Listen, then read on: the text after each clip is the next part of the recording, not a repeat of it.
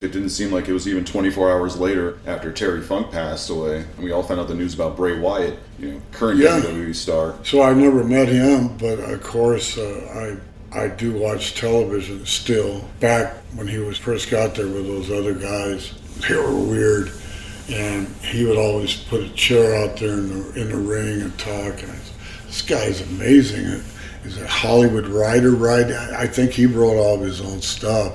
It's just amazing, but I never really watched him wrestle. I just saw him do that, his stick in the ring with those guys. And one of those fellas that were standing behind him has passed away. I met him when I went down and did an AEW thing for the dog collar match thing. I met him, Brody Lee. Wow, so I just met them and watched him do the dog collar match with Cody Rhodes, and they brought me in for that. So there's a connection there. He's a young guy.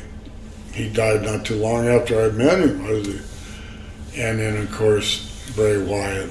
And then Terry Funk the day before. I mean, come on now, Could you talk about, because you and Bray's father and grandfather and uncle, the whole family.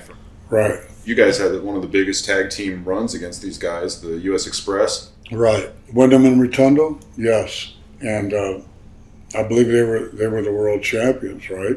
Mike Rotunda was awesome. I first ran into him in Charlotte when he was really green, but he was from Syracuse and university up there, and he was a champion, an NCAA champion. He was the real deal.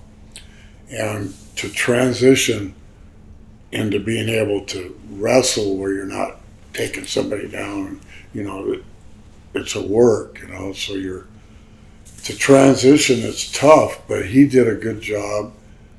And another guy was Jack Briscoe. He did a great job of transitioning into the entertainment part of it, not just taking somebody down and ripping their arm off, So Rotunda had that background, but he learned, like Jack Briscoe did, he learned how to work. We call it a work. Entertainment, but making it look real still. And God, he's just got to be really suffering. This has got to just be terrible for him.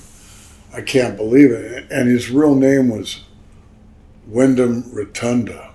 That's a strange name. I guess he's named after Barry Windham. A big family there. Jack Mulligan, all these. So I know the whole family, and they've got to be so devastated. I just saw IRS and Ted DiBiase, Rotunda IRS. I saw him in, I believe it was Charleston, West Virginia. We had a big Comic-Con up there. It's a small town like that, but it was packed. And we were there a few days. And so that's the last time I saw Mike. Oh, my God. Gotta be devastated. I'm so sorry. Yeah. When I first went to Charlotte in 1976 from Florida, and they put Flair and myself together as the World Tag Team Champions, I had a great run there.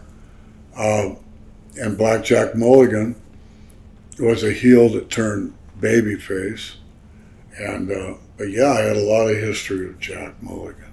Oh, big time. He's one of the guys, too. You hear about, the toughest guys in wrestling. Well, hell, he was, 6'6"? And, see, I got a pretty big fist, but his fist was twice that size. Jesus. He was a huge man, huge.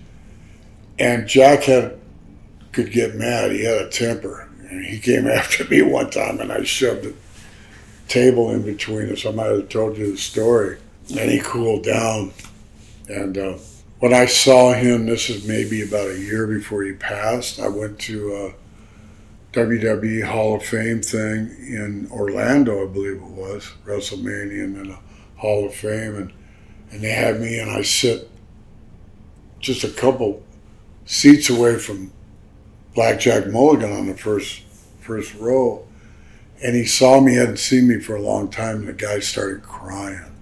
Oh my God, Greg, oh my God. So I went over and gave him a hug. I mean, he had a heart of gold, but a big temper too. But I saw the heart of gold that time, and so my condolences to all the Windham Rotunda people and that whole family. They're a great wrestling family. And I know Barry Windham had some heart issues. I guess he was in Atlanta airport and a guy revived him, and I hope he's doing okay.